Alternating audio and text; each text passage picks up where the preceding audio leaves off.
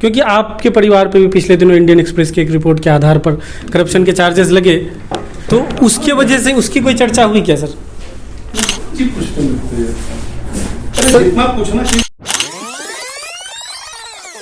अभी हमारे साथ बिहार के पूर्व उप मुख्यमंत्री तारकिशोर प्रसाद जी हैं, कटिहार सदर के विधायक हैं और भाजपा के बड़े नेता भी हैं।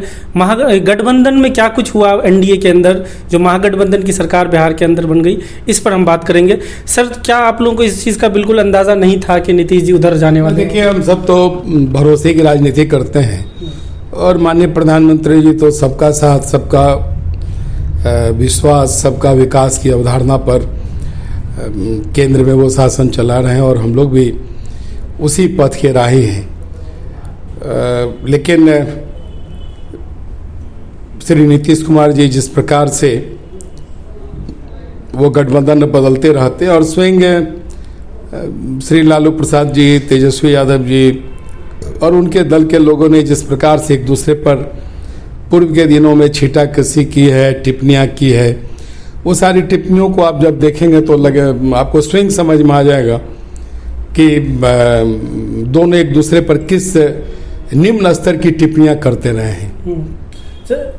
2020 चुनाव के बाद जैसे परिणाम आए, आपके पास ज़्यादा सीट थे जदयू से, तो अगर आप अपना मुख्यमंत्री बना देते तो क्या ऐसी सिचुएशन नहीं? देखिए, लंबे वक्त तक हम सब श्री नीतीश कुमार जी के नेतृत्व में सरकार चलाए हैं और बिहार विधानसभा में तीसरे पौधान पर आ गए, लेकिन उसके बावजूद भी उनके नेतृत्व में हम सब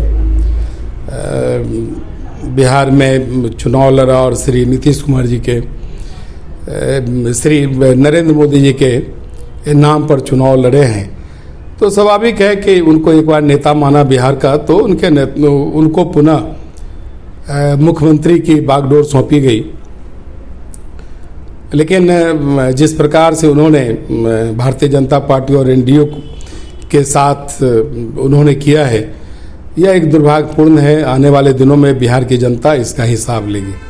सर, कुछ लोग ये भी मानते हैं, कुछ एक्सपर्ट्स, कि अगर सुशील मोदी जी के हाथ में ही बिहार बीजेपी का कमान रहा था तो दोनों की जो दोस्ती थी, मोदी जी, नीतीश जी और सुशील मोदी जी की, तो शायद ऐसा 2013 में भी तो सुशील मोदी साथी थे, लेकिन उस समय भी उन्होंने अपना पाला बदला था। तो वो पाला बदलने के लिए ना उनको सुशील मोदी की ज़रूरत है, ना तारकिशोर प्रसाद की ज़रूरत है। वो अपने राजनीतिक हित में अपने ढंग से निर्णय लेते हैं। उनके दल के लोगों को भी पता नहीं रहता है कि कब वो निर्णय लेंगे और राजनीति में कौन सा कदम वो उठाएंगे। सर, क्या कुछ कैसे ऐसे प्रोजेक्ट्स आप लोगों ने शुरू किए थे हाल के दिनों में जो अब आपको लग रहा है कि प्रभावित हो सकता है इस सरकार? नहीं, निश्चित तौर पर हम सबों ने बिहार में कैसे उद्योग लगे इसके लिए काफ़ी ठोस काम किया था। कई निवेश हेतु कई नीतियां बनी थी, लेकिन अब जो उद्यमी बिहार आना चाहते हैं उन्होंने साफ तौर पर धीरे धीरे कहना प्रारंभ कर दिया है कि अब बिहार की जो परिस्थितियां बदली है, उस परिस्थितियों में अब वो बिहार में अब निवेश नहीं करेंगे और उद्योग नहीं लगाएंगे। सर, इस क्षेत्र की अगर बात करें, जो सीमांचल क्षेत्र है, इससे भोला पासवान शास्त्री जी के बाद आप ही एक नेता हैं जो इतने बड़े पद तक गए, डिप्टी सीएम के पोस्ट तक, तो यहाँ के लोगों में भी एक उम्मीद की नई किरण जगी थी। तो इस इलाके का विकास क्या प्रभावित हो सकता है?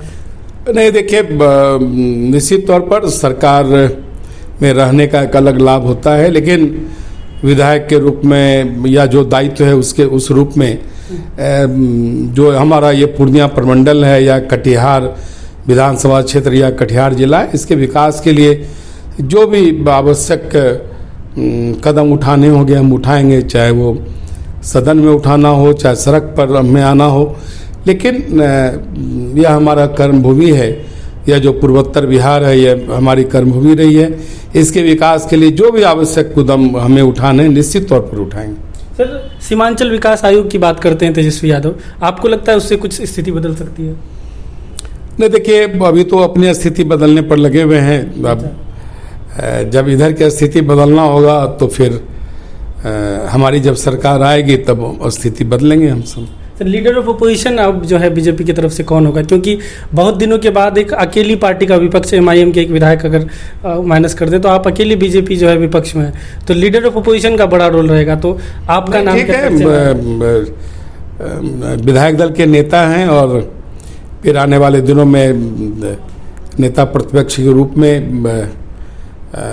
हम सब उसको देखेंगे और प्रतिपक्ष के रूप में हमारी जो भूमिका होगी उसको निश्चित तौर पर उस भूमिका का निर्वहन करेंगे। पार्टी के अंदर भी क्योंकि आपका कद बड़ा हो गया है तो 2024 में क्या केंद्र की राजनीति की तरफ आप अपने आप को जाते हुए देख रहे हैं? नहीं, देखिए, हम तो बिहार की सेवा करते हैं। कटिहार विधानसभा क्षेत्र से हम विधायक हैं। यहाँ के लोगों ने हमें प्यार दिया है और लगातार मुझे 4 बार इस क्षेत्र की सेवा करने का अवसर दिया है। हम आने वाले दिनों में भी और जो वर्तमान हमारा कार्यकाल है उसमें पूर्णिया प्रमंडल और कटिहार विधानसभा क्षेत्र, कटिहार जिला की सेवा करने के लिए हमें जो भी कदम उठाने हैं हम उठाएंगे। और इसके पूर्व भी उप मुख्यमंत्री के रूप में हमने कई योजनाओं की स्वीकृति दिलवाई है। ये सारी योजनाएं भी अब धीरे धीरे दिखने लगी है और आने वाले दिनों में इस क्षेत्र के विकास के लिए, क्योंकि यह पिछड़ा क्षेत्र है, हमें जो भी आवश्यक कदम उठाने होंगे हम उठाएंगे। आखिरी सवाल है, क्योंकि 2017 में जब महागठबंधन जब बना था पिछली बार, तो जब टूटा महागठबंधन, नीतीश कुमार ने करप्शन का आरोप लगा के कि करप्शन पे और जो तमाम आरोप लगे उस बेसिस पे तोड़ा था।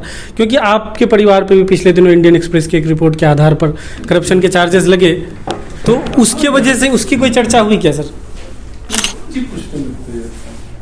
पूछना चाहिए।